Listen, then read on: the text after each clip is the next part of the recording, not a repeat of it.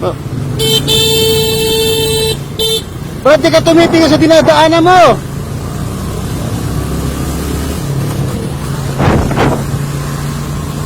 Oh. Oh, bigla na lang siya kumaliwa. Nabangga tuloy yung motor doon sa ano, likuran ng ano.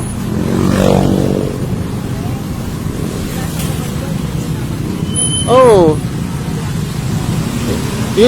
Iniwasan siya ng pick up kasi nga mababangga na siya, huminto yung pick up ng ano biglaan.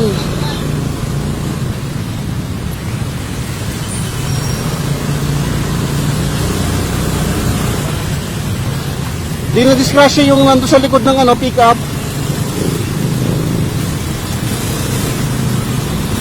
So ang may kasalanan pa yung pick up kasi nga umiwas, huminto ng ano biglaan.